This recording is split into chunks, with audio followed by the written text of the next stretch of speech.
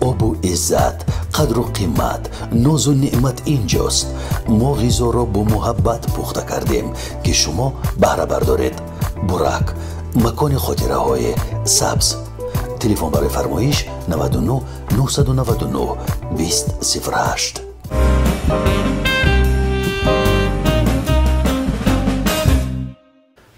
سلام و درودی به پایان به شما تماشابینان برنامه ناگفته ها. با شما هستم آرزو ایسایف.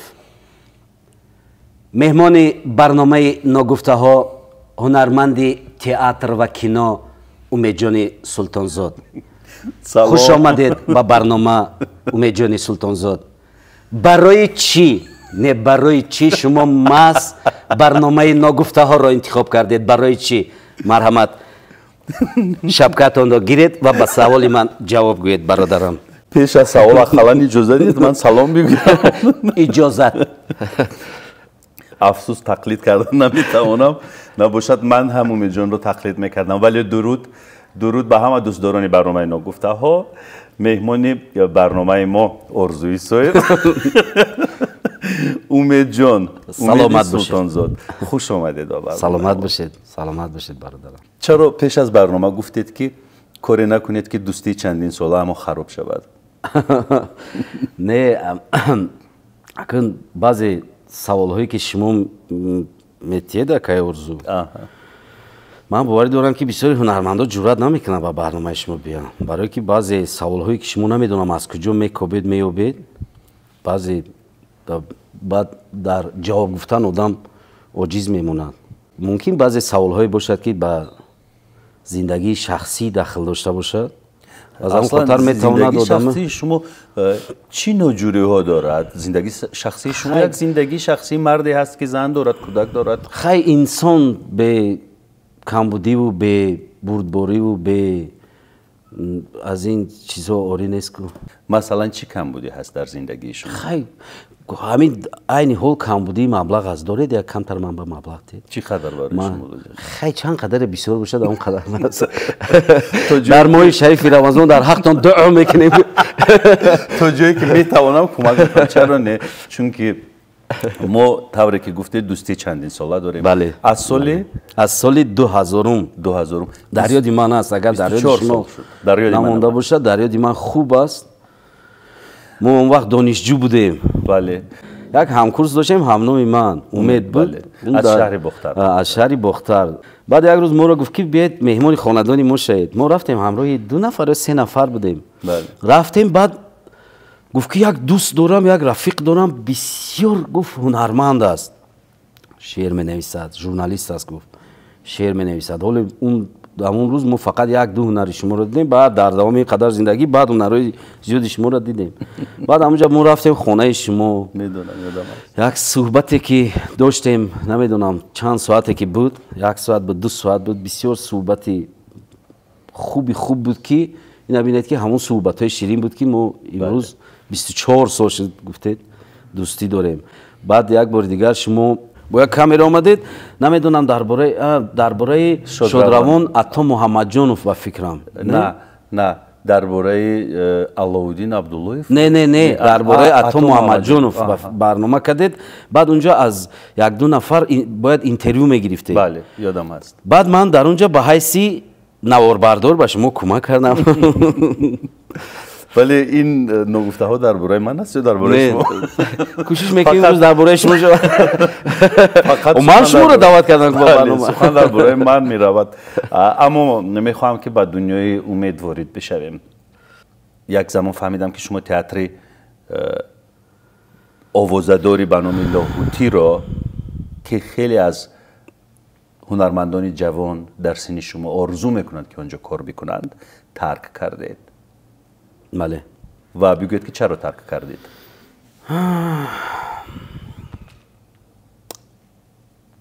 امید فکر نکنید یک قصه نتراشید. نه در حال جواب نه قصه نمیتراشم. میدونید چی است اکای آرزو؟ در دوامی چند سالی که من در تئاتر کار کردم و انشالله در آینده باز آرزو دارم که باز کار میکنم. این یک مدت هست.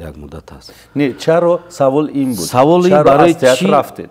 анамун маблағе ки аз аввал гуфтам ҳамин асоси бисёр ҳунармандое ки аз театр мераванд сабаби асосияш ин камбудии маблағ аст. Кӯдакон майда будан ака. Масалан ман 4 кӯдак дорам, худоро шукр, майда будан, яъне ки ташвишҳои вай камтар буд. аз рӯз ба рӯз ваё калон шуданд. Аллакай 3 донишҷӯ аст дар хонаи ман. барои ваё маблағ дар кор аст, ҳар рӯз роҳгиро пӯшондан. Ба ҳамин хотир аз театр рафтед? Аз ҳамин хотире ки маоши театр дигар ба зиндагиам ака натавонистам бо маоши театр зиндагиро пеш бурда. Чун кори театр зиёд аст, камтар зур омад ака рости гап. аз ҳамин хотир баромадам. Душвор буд аз театр рафтан? 6 моҳе ки ман дар Федератсияи Россия кор кардам ба ҳайси ошпаз, сих кабоб мепухтам дар онҷа, абдаҳ намуд.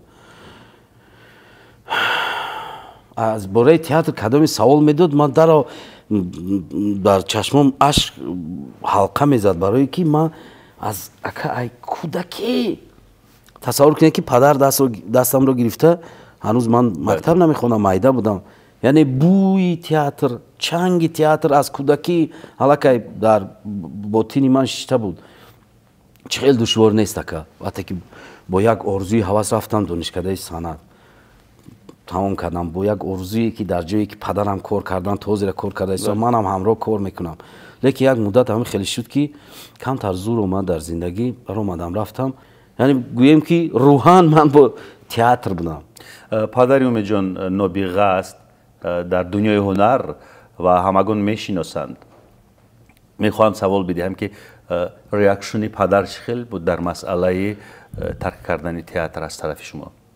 падарам дар маълум буд ки намехостанд ки ман равам, маълум буд дар чашмашон, лекин як фаҳмише доштанд ки ва медиданд ку бо чашм ки масалан худашон бо маоши театр моро калон карданд, 5 фарзандро. лекин як муддате шуд ки дар байни ин бесаросомоние ки дар мамлакат шуд, ҳеҷ зиёд нафаро маош намегирифтанд. лекин мо ба бозор, дар бозор савдо мекардем, ҳамроҳи модарам, ҳама чӣ мефурӯхтем, зиндагиро. ман нонам фурӯхтам, кабудиам фурӯхтам дар бозор. дар кадом бозор? дар бозори Маяковский. чаро дар ин бора ҳеҷ вақт замони ҳамон нишастҳои ҳамон ҷавониҳоямон намегуфтед? намедонам, чун саволе ҳам набуд. сабзиҷот мефурӯхтед?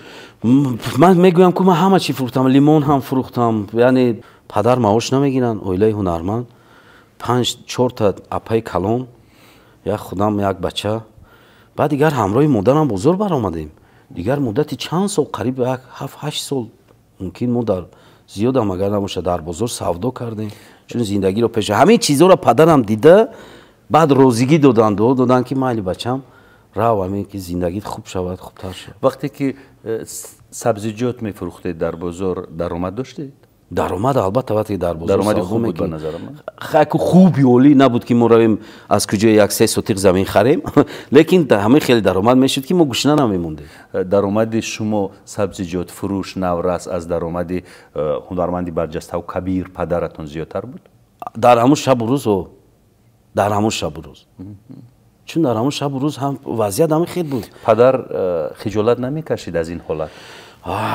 хиҷолат мекашиданд, чаро намекашиданд. ман вақте чашмои падарамро медидам, бегоҳӣ мешуд падарам як ҷома пӯшида меомаданду маълум буд ки ин хеле худро баҷо мекарданд. ҳунарманд ҳама мешиносад, худро камтар баҷо мекарданду аз роҳ ӯ тараф, яъне ки байн бозор буд, роҳ буд, мо аз роҳ мегузаштем, хона мерафтем, аз роҳ он тараф меистоданд, аз дурӣ мо ҷамъ мекардем, тайёр мекардем, меомаданд, тез мегирифтанду мерафтанд. вазъияти тақрибан ҳамаи ҳунармандон ҳамин гуна буд? ҳамон шабу рӯз ҳамин гуна буд.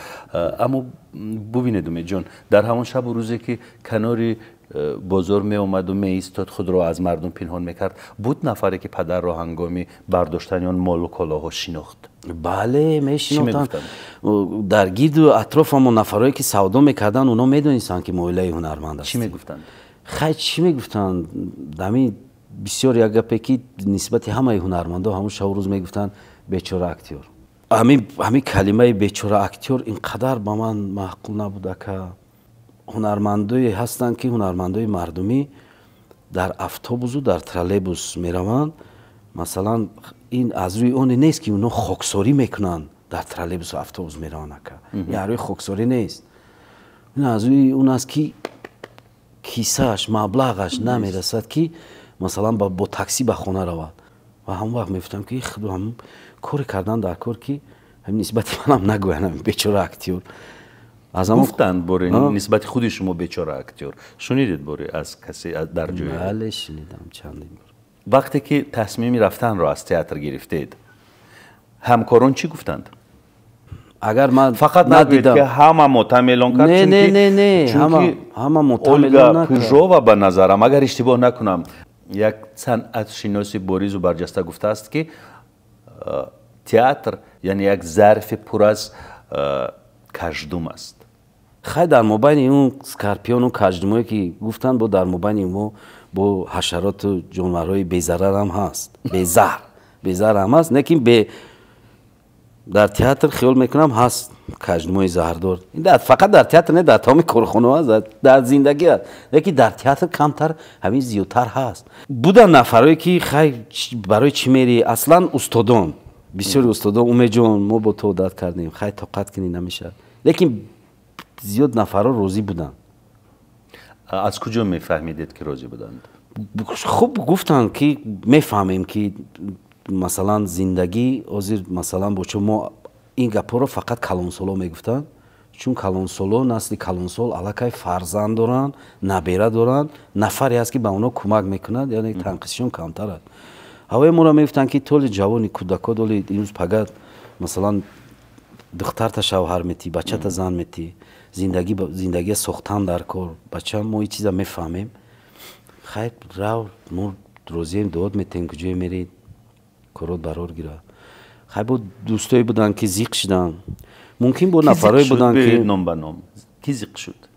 خیلی اونجا چند نفر بود اصلا استادان بسیاری استادانی که من با اونا کلان شدم زیق شدم از اون نفرایی که از اون جوانایی که همراه زیق شدن و حاضرم اونا در تئاتر نیستن. مثلا از رفتن من دوست و برادری من نصرالدین فکر میکنم زیق شد کمتره ابراهیم لیاسف زیق شد شجاعت زیق شد ریزو یک جوانی هنرمندی جوان که همراه ما در یک گریمیور بودیم اون هم بسیار زیق شده یک کم ما ناومدیم که قد شما استیم کار کنیم با شما میریم یعنی خیلی زیق شدن ها از طرف دوستا بود.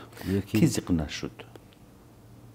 اکنون من اون ندیدم اکر راستی گپ در دوای نکن حس کردم که خیلی بود نفرایی که زیق نشدن ممکن خرسان شدن که ما جو خولی شد ما در رول میرسد ما نقش باز میکنه ممکن خیلی نفران بودن ندیدم خیلی رو پرو ندیدم. رفتید با داخل مطبخ با آشپزخانه در اومدید از صحنه تئاتر با جای دودو جای روغنی جای کمور جای این موازنت شما رو برهم نزد یعنی چطور قبول کردید شما؟ من اصلا آشپزی میکردم همراه دوستان چند گروهی دوستایی که داریم خدا صفشون زیاد کند میدونن آشپزی من که مثلا من سیخ کباب میپزم بسیار دملمه اومید که هم خیلی گویم که تخلص هم موندگی بودن دملمه همین آشپزی میکنم دوستان میدونیستن چیزا. وقتی که از اونجا کار پیشنهاد شد و در اینجا کمتر که کار تئاتر که دشوار شد پیشنهاد کرد اونجا سور بچه هایم برادرانی اویلم در اونجا دو سه رستوران دارن معلوم شد یعنی همسرتون شما رو همین مجبور کرد که روید برای سیا پرتوی تئاتر رو همین دارن؟ نه همسرم مجبور نکرد من همسرم مجبور کردم که میرم و من رو مجبور نکرد و میدونید یک پیشنهاد شد و گفت که هر وقتی که برادراش زنگ میزدن یزنا چی خیله گفت که یزنا در ششلیک پزی داشت یزنا پوری یزنا اینجا بعد مدت شد که در اون طرفخانه آشپز در کار شد پور سیخ کباب پز بعد اون تلفن میکند اون برادری اویلام که همین یزنا نداره خویش بیا کار کنم بعد اویلام من گفت که همه خیلی گفته ایستادن از همین کورس شدم خیلی گفته ایستادن هوای پیشنهاد دارن هم خیلی به هر حال اینجا تاثیری همسرتون است و ایده پرت افتاد. بله که شما تئاتر رو ترک کردید. بعد من فکر کردم، من خیلی زیاد فکر کردم این چیزا، خیلی زیاد فکر کردم گفتم خیر مثلا بگذار من 2-3 سال دیگر دارم تئاتریستم، 2-3 سال همین خیلی باز همون یک رنگ چه خیلی که بود همون خیلی است بهترش. من اصلا نمیخوام اغوا بیاندازم بین شما و همسرتون چون که این زندگی شما است، اما این تئاتر چیزی دیگر است. اصلا در اینجا من به خلاصه اومدم که در نبرد میانی کار جدی و کارهای اویله‌داری مشکلات اویله شما رو پخش کرد، مغلوب کرد. مشکلات اویله مغلوب کرد، لیکن گویم که زنم اویلم مرا که مجبور کرد که بیا رویم و این کارو نبود. این خیلی اکای ارزو اویلم مرا در هر پهلوهای هنری هم دستگیری میکنن. مثلا وقتی که ما اونجا رفتیم من اینقدر زیق شدم، من یا آدمی با قول بعضی دوستام آدمی لقی بسیار گپ میزدگی گپ میدادگی، من در اونجا از گپ مونده بودم. من از کاری دوست داشتم رفتم اکای ارزو، من از تاجیکستانی دوست داشتم رفتم. این رو بعد فهمیدید؟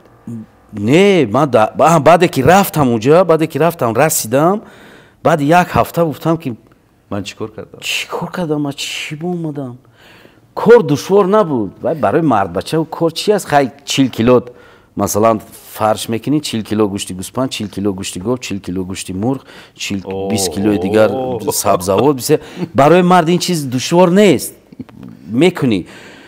لیکن دشواریش همون بود که از کاری دوست داشته تو رفتی، از وطنی دوست داشته. باور ندارم اگر حاضر بگویید که به همسرتون زنگ نزدید و تنها نکردید که مرا کجا آورد. من همسرم همراه هم بود. همسرم همراه هم بود. ما یک جای رفتیم چون فرزند پسری کلانی هم همونجا است. پسر کلانی هم میخوند هم کار میکند. ما همسرم با همسرم یک جای وقتی که گفت که همه خیلی برادرای پیشنهاد کرده ایستن که میره، من گفتم با شرط میرم که اگر تو همراه من روی. بعد گفت که مایل خیلی میره، من گفتم خیلی رویم یک مجرای زندگی دیگر کنیم. از گریبانش گرفته گناهکارش نکردید که مرا؟ نه. بعد وقتی که ما یک جای رفتیم، اما پیش از رفتن در یک کورسی آشپزی ما دومون خوندیم. در خانه برای همسر و کودکان چیزی اومده میکردید؟ بعضن وقت خیلی بعضن وقت میگویم که در بسیار حالات سیخ کباب، در بسیار حالات سیخ کباب میپزم. در خیلی بعضن وقت همون دملمه میگفتگی. بعد در بسیار حالات اویلم میگوید که همون شکرها با شما بامزه میکنه، نمی شکرهای پمیدور بادرنگ پیاز به نون و هم خیلی چی میگن سالاد شکرها خورش یک تا همون آماده کنید و خوراک وای میکنه. من یک تا مثال خورش میکنم. شاید همین گونه وصف و ستایش میکند که خوشش نمیدهد که کار کنه. وصف و ستایش میکند شاید فقط فکر نکنید که من شما رو با همسرتون جنگ میاندازم. مقصدی من این نیست. نه ما را هیچ کی جنگ انداخته نمیتواند که ارزو. اگر کی من نمیدونم خود شیطان نبیاید ما رو جنگ ناندازد، دیگر کس ما رو جنگ انداخته نمیتونه، چون مالکه 21 سال زندگیش. ولی شیطان چی است که حالا آدم ها از شیطان هم شیطان ترند؟ شیطان هیچ است و فکرم در برخی از موارد شیطان در شیطانی های آدمان میگریزد. شیطان از آدمان میگریزد، میگه حوزی همین کاری میکنه با عیب من میکنه. در روسیه دلگیر شدید؟ بله اکا. نگاه های آدما دلگیرم کرده که از همون جمعه آب کاسه آب نوشیدن نمیرسید دلگیرم کرد. اویلا میدونی چی گفت؟ گفت که بیو رویم. گفت زیق شدیم، گفت کسال نشویم، بیو رویم. در روسیه وقتی بودیم من میگم که من از گپ موندم، گپ نمیزدم، خوش قواق کدگی کار میکردم، خودم مرد نشون میدم که من کار کردم. نه که تگی دل هم خیلی سیاه، هم خیلی زیق بودم. اکا در کدام شهر روسیه؟ در اولیانوفسک بودم، در زادگاه ولادیمیر ایلیچ لنین. ما طرف خونه ما در نزدیکی خونه امو لنین بود. ما همسایه لنین بودیم. اینجا زنگ میزدم میگفتم ما همسایه لنین. در اومدید اینجا؟ نه 6 ماه کار کردم اکا. در 6 ماه 2 روز استراحت داشتم. 2 روز در 6 ماه. وقتی که در فدراسیون روسیه مدت زندگی کردید 6 ماه با پرسینگ با خشونت دچار نشده؟ با خشونت نه، با خشونت دچار نشدم، نه که با نگاه‌های بی‌زیب دچار شدم. چطور نگاه؟ نگاه‌های میدونید بعد در زیر لبش بود پناه خالی.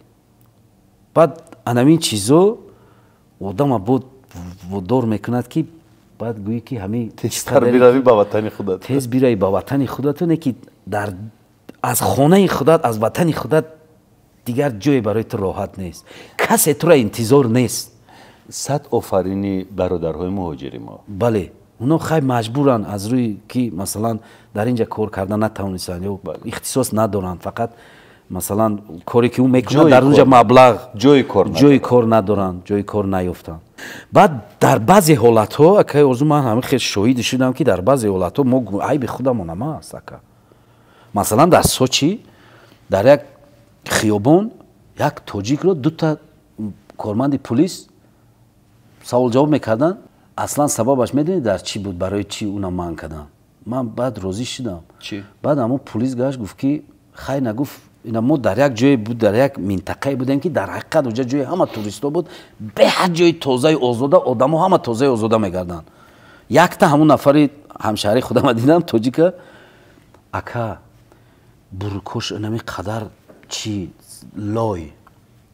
بعد همون پلیس من گفت که تیابون همین سر لباسی همین نبین، ما اینا هیچی نمیگیم. گفت سلام علیکم امید، شما در خیابان‌های روسیه مایزاده ها رو میبینید اکا او در جایی که در همون منطقه‌ای که ما بودیم، اکا در همون منطقه اونجا بعد منطقه تازه آزاده بود، مثلا نسکی و تمام سیمنتایی که در نسکی چسبیدگی همون کنگیر توی هیچی نمیگه تو داکومنت داشته. شاید از یگان انشاءات، از یگان ساختمان بیرون شده باشد. از ساختمان از کار برآمده است. من با او سوال دادم که یگان جای سوال نیست. من سوال دادم که اقلا تازه گفت که من دارم، اما چرا خشم نمیتیه گو، یعنی خشم نمیتیه. در کانستیتوسیا نآمده است که برای لباسی چرکین آدم رو باید بیایند و اذیت بکنند، زوراوری بکنند یا اینکه حجتش رو بپرسند. در کانستیتوسیا نیست. نه در کانستیتوسیا نیست، نه که در همین جاز یک مثلا از یک همین جا یک لباس کندگی بویگینی بوی هفخر درآید، صاحبای این مغازه همونا نمیگن که خیز بیرون برو، میگن که خیلی داخل این اینتریر است. من اکستریر رو در نظر دارم، یعنی نه همون جای ما هم بودیم همونجا رنگ اینتریر بود که باور کنین همون خیلی جای تازه آزاده بود که اونجا همین خودت ایزا میکشیدی که یک کم تر جدا بیزی باشه. به هر صورت وظیفه پلیس نیست تازگی لباس آدم ها رو سنجیدن. اگر یگان 1000 روبل پیشکش میکرد به پلیس، نه او یگان روبل نداد، دنیا گلستان میشه. او را جواب دادن. من او را با اونا گپ زدم، من گفتم که شاید زیر تاثیر سخنرانی شما جوابش دادن. شاید برای که من اونا را پلیس گفتن که گفتم که ای از کار اومده است. چون که این بافته های خیلی من نیست. من از همه بچه هایی که از هجرت برمیگردند و هجرت رو تجربه کردن در زندگیشان میپرسم، میگویند که سر هر یک خیابان تمام همیانت رو خالی میکنند، پلیس ها میگیرند. چرا من همه قدر میرم یگان بار با من پلیس ناومد که گوید که چی در داکومنت نشون ته. همه امید سلطانزاد بوده نمیتوانند، همه مثل امید لباس پوشیده نمیتوانند. باید چی دیگه است که شاید یک شهری رفت، شهر یک چشمه رفتی زن یک چشم کور کن. درست است، اما شاید اون جوان جایبکش اجازه نمیدهد که مثل خودت نه دارم گفت خیلی من لباس دارم گفت. شاید خیلی میدونی با سری بلند گفت که من همش دارم گفت، مرا خشم نمیتا پوشم گفت، خشم نمیتا. میفهمین؟ خشم نمیتا. به هر صورت برای لباس آدم خشش پرتو، به هر صورت برای لباس آدم رو تعقیب کردن درست نیست. نه خیلی و پلیس باز مثلا در کوچه های اروپا اگر 100 سال زندگی بکنی و بگردی لباس چگونه که باشد یا نباشد قانون رو ویران نکنی، یا در امریکا یا در دیگر جای هیچ وقت پلیس خیلی امریکا از قانون قاعده چه دارد و اروپا است. سر هر خیابان پلیس رشوه نمیگیرد. اوخی اکد همش در دست خود انسان است که اوخی درست است، اما میدونید وضعیت است. شاید آدم در یک شرایط ناگوار است، شاید آدم در یک مشکلی، در یک چاهی خیلی عمیق مشکلات افتاده است. این چیزها رو هم باید به این نوبت بگیریم. یعنی ما باید درک کنیم همه انسان ها رو، کسی رو که افلاس لباس دارد، کسی رو که لباسی بی‌زیب دارد، کسی رو که نازیبنده پوشیده است، کسی رو که شیک میپوشد. این دنیا است، مثلا یکی دارد یکی ندارد. ما همه رو باید با یک معیار بها نگذاریم. هیچ وقت به خدا قسم، هیچ وقت آدمایی که لباسی چی دارن من نمیخندم. که منم هم خیلی لباس داشتم. بود روزایی که همون گونه لباس داشتم، بود لباسی که در چند جای بروکام اپام میدوختن، میپوشیدن، پرگی میکردن، میبا خیلی روزا از سری همه گذشته است. من همون حالت در نظر دارم که همون حالتی که همون جوانی که با من پرسیدم و من همش دارم که کتایی کده گفت میگن که باید خیلی خوب اگر لباسش زیبنده نبود یا اینکه درست نبود، پس اون پلیس حجتی رو چیکار میکند؟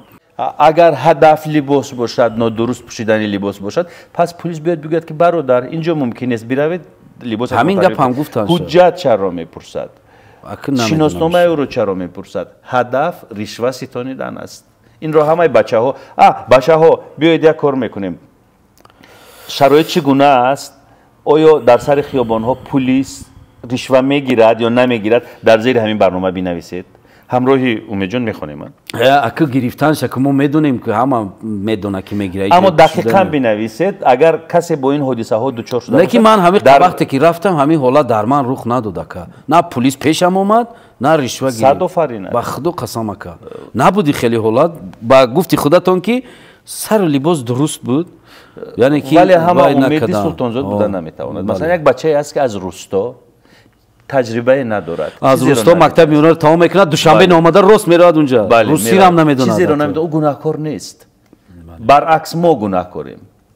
شلاق را ما باید در روی خودمان بزنیم، چون که ما همین گونه شرایط فراهم آوردیم که از روستا میرود به هجرت، به اینکه زبان را یاد بگیرد، به اینکه مثلا یک شناسایی پیدا کند با عرف و عادت ملت دیگر میرود و او گناهکار نیست به نظر من. خلاصه بنویسید چی وضعیت است. آیا پلیس در سر خیابان ها شناسنامه های شما را میپرسد، پاره طلب میکند، رشوه میستاند؟ در زیر این برنامه بنویسید. باز چی نمیرسید؟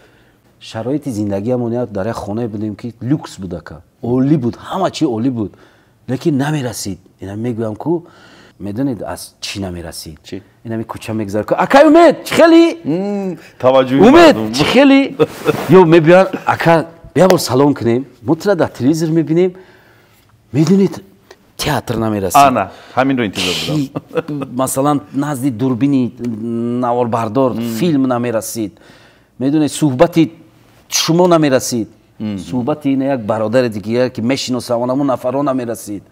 این چیزای با پول خریدن نمیشد است. پول هست، پول داریم اونجا، پول جمع کرده ایستادیم. $1200 من قریب معاش میگرفتم. مثلا معاش تئاتر قریب 2000 بود، اونجا 2000 سومانی. 2000 سومون. اونجا من گویم که معاش 6 ماهه تئاتر در یک ماه میگرفتم من در اونجا. لیکن اینمی چیزایی که گفتم که اینو با مبلغ خریدن نمیشه. ولی ببینید حالا گشتید آمدید به تاجیکستان، برگشتنتون خجسته بود، خوب کردید که گشتید آمدید، ولی سخنهایی که پیش گفتید با حالت کنونیتون مخالفت میکند، سخنهای شما مطابقت ندارد با عملتون. امید گفتید که تئاتر نمیرسید، ایجادکاری نمیرسید، آمدید و تئاتر دیگر کار ندار آمدید. نه کار ندار آمدم، نه که تئاتر رفتم.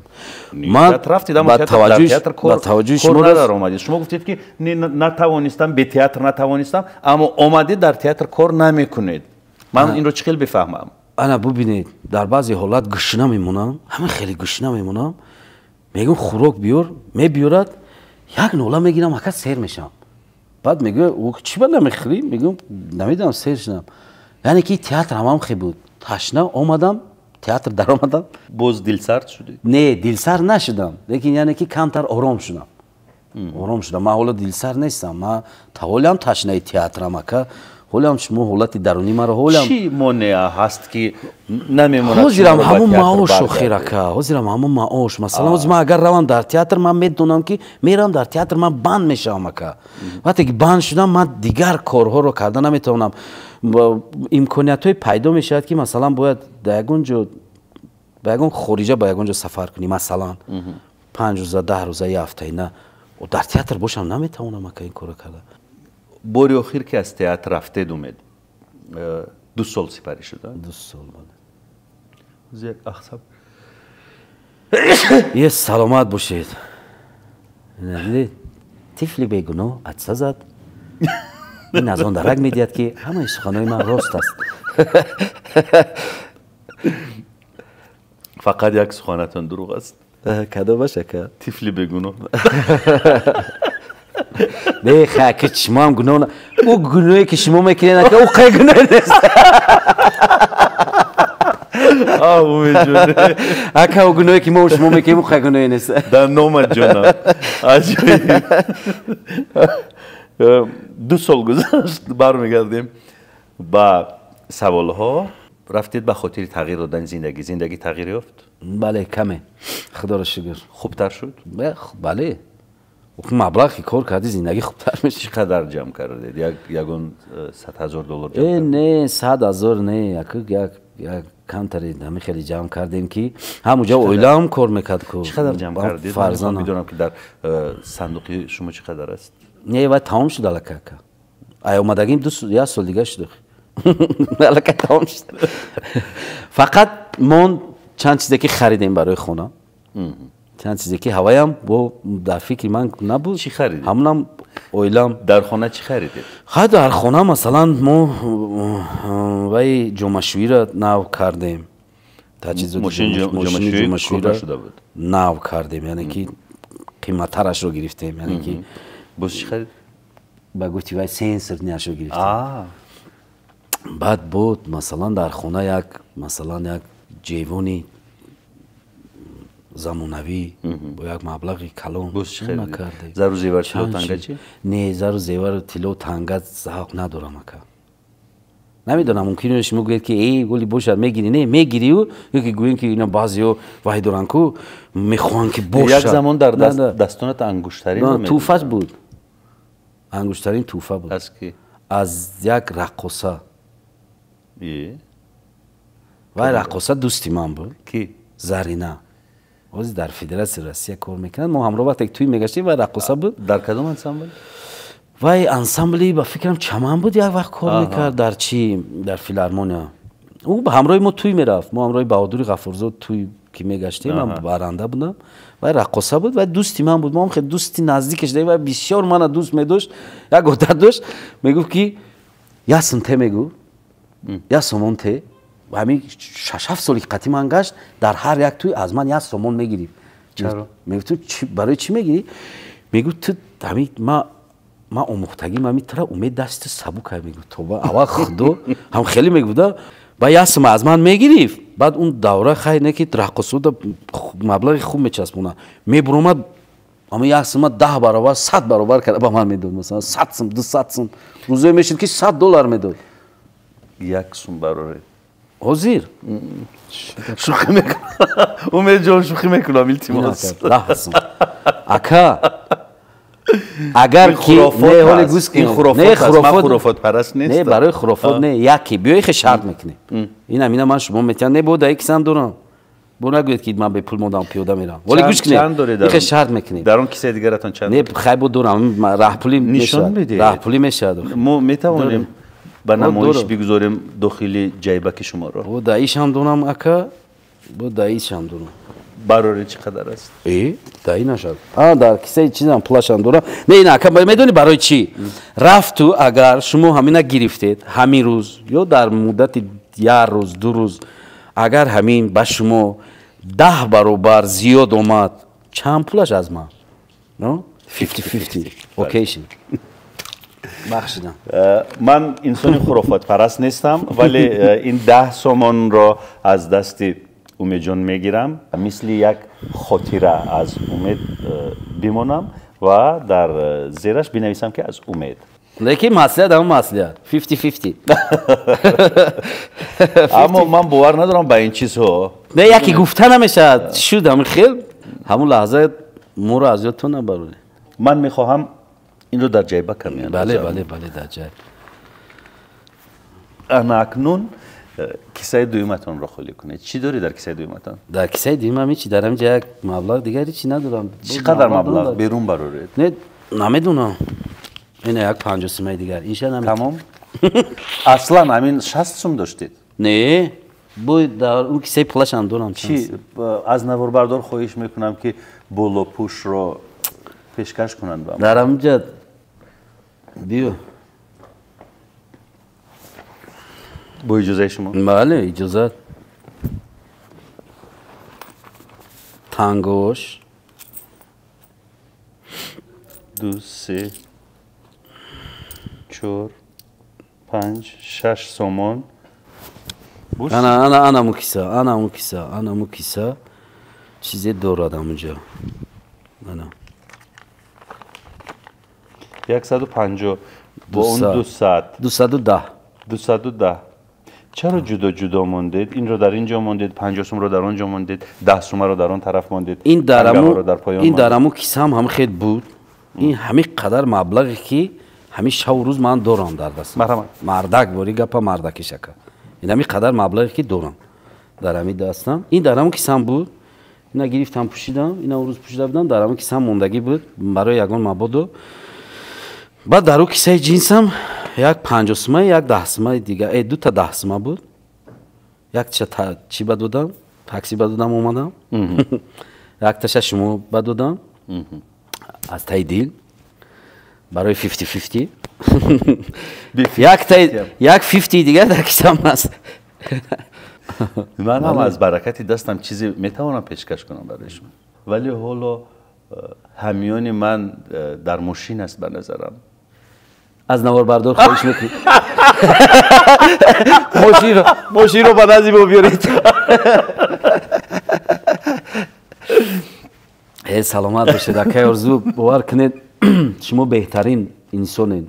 حالا این با این 210 سوم چیکار کردنی بودید؟ با این 210 سوم از خونه همین برآمدن اویلم چی گیرید گفت؟ کیم چیز خرید بیارید گفت؟ چی؟ برای شما؟ برای شما بفکر چیزی گفت. بخدا حضودم برو اومد ولی بازم بزنم بپرسم چیزی گفت خرید بیارید. همونا میره میخره میبیاریم. خیلی با انداش خدا پوچو با رسم. من خواستم که از داخل اون لباسی شما کلید ماشین رو بیرون کنم. نه ماشینم ویران است که ماشین خیلی شد ویران. بعد داکومنتش هم تمام شده که دیگه زور نرسید که وای کنیم داکومنتای برای چی گیریم. ماشین خوب ویران. ماشینم ماشین موی سفید سال 1992 تولدش. کم کم بیمار میشه در بعضی حالت ها با سوز میکنیم. با بیمار میشه با سوز میکنیم. انا این حال بیمار است. بیماری کل. با سلیمان هم رفاقت دارید؟ سلیمان سفرف. بله با سلیمان سفرف مدتی قریب ممکنه و یک 10 سال شد دوستی داریم. همکاری هم داریم. برنامه شام دوشنبه. بله خیلی جولی بود. احسن. همونجا در یک برنامه حیانه همین شب و روز میده کجا برم. من شما در رحمتگویی اومدم اصلا. میدونه که در دامی چند سالی که مثلا در فیلم ها بازی کردم، در تئاتر اینقدر شپیده و کوفته هنر من نشون دادم. لیکن برای هنرمند لحظه های میشود که تو رو میگوین که ای مطرح در فلان رول دیدیم، در فلان رول همون رولات نقشتا نام گیرن. در زندگی من انگوش شمار است نقشایی که من در کوچه ها نام میگیرن. بله. و یکی از آخرینش که مرا میبینن احسن میگوین، در حقیقت احسن میگوین. این همون تقلید کردن نقش ما بود. در کجایی که میبینن اینقدر زنگ تلفنی میشد. فرقت سعید بنزدیکی از ایران من با زنگ زد. در ایران بوده زنگ زد. نه برای چی تو من با زنگ نمیزنی گپ زدم شوخی کرده همرا. گفت امید جان بخدا گفت همین گفت از یکی همین یگون زیق میشم یگون چی میشم گفت در هوای میکشم گفت سوست میشم ای خنده. برای چی ماست این کوپروک رو انتخاب کردید؟ دوستان عزیز زیر این سوال ها فلسفه نهفته است. بیاد دیدتش گفت که صغیره همه خیلی هم بلش کی ورزی چی؟ تو ما بلش کی باید ما هم در برابری رفیق دوست بودن من مخلصی هنر ژورنالیستی هستم، مخلصی ҳунари шоириаш ҳастам, мухлиси кори коргардониаш ҳастам. яъти дигараш нависа ки ака умед агар ин дафъа орзуро тақлид кардӣ ҳамон рақсоша бикун. ҳара ки чанд рӯз шуд ман рақсои шуморо тамошо дорам.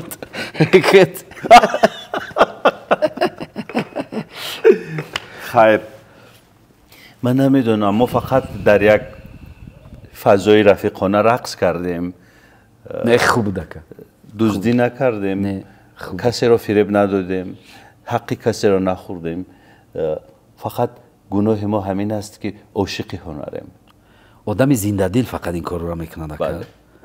همین آدمای هستن که میخواد میگردن یا که داروس توی دنگر رفته بیانم خلا خیزی میکنن هم خیلی آدم خیلی عمر 1000 سال نیست که یک بار از باید زندگی کردن در کار است زنده دل بودن در کار است زنده ها شوخی و خرسندی کنید زندگی با شوخی و شادی خوش است من هنری امید رو دوست می‌دارم ما 24 سال است که رفاقت داریم دوستی داریم برادریم ولی تا هنوز من فقط باطناً خودم رو می‌خوردم در همین درون در یک جایی که یک وجدان گفتنی چیز هست همون دوی ما رو غم میداد که چرا من امید رو به برنامه دعوت نمی‌کنم چرا امید رو به برنامه دعوت امروز و فردا و فردای دیگر میشد همین طور سالها گذشتن ولی امروز همین بار سنگین خجالت از کتف من پایان افتاد و میجود سلامت باشید همش بروزگی خداوند است بله من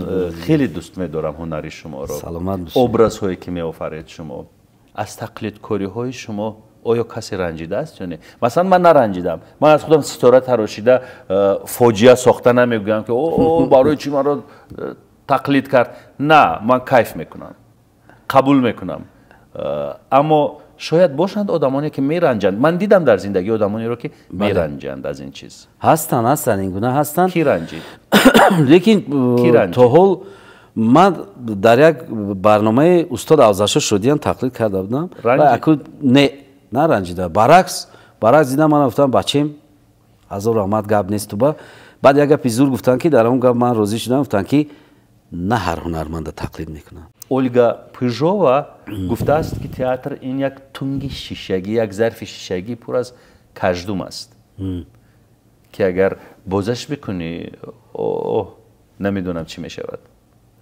و شما گفتید که بله همین گونه است شاید یکی از همون کژدم های درون همون بانکا برای دیگر هنرمندان شاید من باشم چطور این گفته نمیشه شاید یکی برای دیگر رو ممکن من نمیدونم که این چیزی که من در نظر دیگر چی کار کرده اید که به کسی زیان برسد در پشت پرده فقط اقرار کنید زیان برسد و او خفه شود بله شده است با کی با هنرمندای مثال بیارید خیلی جالب است میدونید خیلی بعداً یک همکورس داشتم نظام یک صحنه بود نمایشی تیمور ملیک بود در اونجا ما هم مغولای بازی میکردیم هم سربازای تیمور ملیک بازی میکردیم و من که بسیار در صحنه شوخ بودم یک صحنه بود می اومدیم ما همراهی تیمور ملیک جنگ میکردیم با شمشیر 6 نفر جنگ میکردیم 5 نفر وای میزد میکشت بعد رئیس کارگردان هم خیلی موندگی بود که همه گویا در یک جا میافتیدن بالا با بالای هم بعد آخران مرا چی میکردن میکشتن بله همکورسی من نظام در همون بالای هموایان نمیافتید و در پی نزد همون خودشو میپرتوندم مردم افتاد بعد من می اومدم همراه تیمور ملیک جمع می‌رفت تیمور ملیک منو میزد من باید غلطم با من بازی میکردم میدم که در کجا نظام است نظام هم کردم با میرفتم همین بالای همون نظام دا میپرتم خودم دا یعنی که زیان گفته زیان با فشار هم میگفتم میپرتم بعد نظام یک نمایش برآمدیم همه کشت تپ غلطیدن من کشت نگاه میکنم نظام در جای درکاریش نیست ایسنا نگاه میکنم نیست اونجا نگاه میکنم نیست دیدم که وای علاقه در چند نمایش بیزار شد و خیلی من با همون وزنم در بالاش میافتم وای رفت است او خیلی صحنه ده خچ پارت است در اونجا مرده است مرده شد گفتی وای کشاله کرده بود است بعد در اونجا رفت خچ پارت بعد منم همین گفتم بازی کردم منم مرده خودم کشاله کش کرده رفتم تا آخر صحنه گفتم در بولاش همین زد که گفت همین چطور رایفتی گفت ام بیچاره میونش درمان شد ندرست ما در بولاش قلدم اما چقدر میونش درمان که زیون نمی بوده چقدر وای میونش درمان شد هر دفعه میگو که شوخی خنک در سرت مونم میون ما درمان کردی چرا خوشتان نمی آمد از نظام؟ نه خوشم می آمد نه نظام میدونید بین همکورسا چه خیلی یک شوخی تئاتر است. چرا میخواستید به او آسیب برسانید؟ نه آسیب نمیخواستم رسوندم فقط این فکر نمیکردم با شدت خود را جسمی چند کیلوید؟ عین حال 89 کیلو. این 89-90 کیلو رو بالای نظام میپرتافتید. شاید در زیر اگر از لحاظ پسیکولوژی بیاموزیم شاید یگان نفرت که نه یگان نفرت هیچی نداشتم وای به عقلی جوانی بود بعد خون در جوش بعد اکتیور اخی بعد باور کنید وقتی نمایش در صحنه می شود پشت پرده اینقدر شوخی می شود اینقدر گپ می شود مثلا یکی آوازم میشنه گفتید که کجدمو نمیبینی که از یکی آواز میبره مثلا در صحنه و جون کنده یگان نقش بازی دارد خب میشد که در بعضی جا نمیتواند اون رسانده یک صحنه میگه این همین چیز بس است خودش همون زهری گفتگی است میبراید یا میبراید یا که همین رول همین نیست کی داده همین رول همین ده مثلا خیلی گپا میشه میگم که جای کارخانه است حالا خصوص در تئاتر امید جان دیگر غم نمیدیم شما رو این چه غم هم ندارم فقط یک خواهش دارم ترجمه حالتان رو در کجا تولد شدید کدام سال کدام روز وضع اویلوی زن چند فرزند دارید همش رو عیناً با همون ابرزی که در شام دوشنبه قصه کردید در نزد معلم من بابا مرادف میجان سلطان مرادویچ 11 می سال 1982 در ناحیه حصار در دهه شوردیوب یک دوستم بود زبانش شیرین بود شوراب گفتن تو شوردیوب میگو در دهه شوراب تولد شدم مکتب میانه رو در همونجا آغاز کرده سالی از ابرز بر اومدید من مکتب میانه رو در مکتب رقم 15 در ناحیه حصار آغاز کرده بعد به دوشنبه کوچ بستیم و سال 1999 مکتب میانه رو ختم کرده همون سال حجتهایم را به دانشکده هنرهای زیبا به فاکولته تئاتر بدیعی شعبه اکتیاری تئاتر و کینو سپاریدم و سال 2003 خوشبختانه دانشکده هنرهای زیبا رو به ختم رسانیده همون سال از سال 2003 به تئاتر اکادمی دراموی به نام ابوالقاسم لاهوتی به کار آمدم اویلادور صاحب 4 فرزند دختر کلانیم مهرانه پسر فرزند دویمم پسر مهرداد فرزند سومم دختر مهوش فرزند چهارمم بهادر که به نام دوستم بهادر غفارزاد موندم چون در روز زادروزش تولد شده است این شوخی نبود این حقیقت نه حقیقت است این حقیقت است با خونه که رفتید با پدر سلام بگویید از نام من سلامت باشید با اهل خانواده با دخترهای نازنینتان با پسرهایتان با همه خاندان سلامی مرا برسانید خوش آمدید خداحافظ سلامت باشید تشکر مینادور گپ نیست سلامت باشید بگو زنک شو بگیر چه خیلی کارش بگو زنک شو بگیر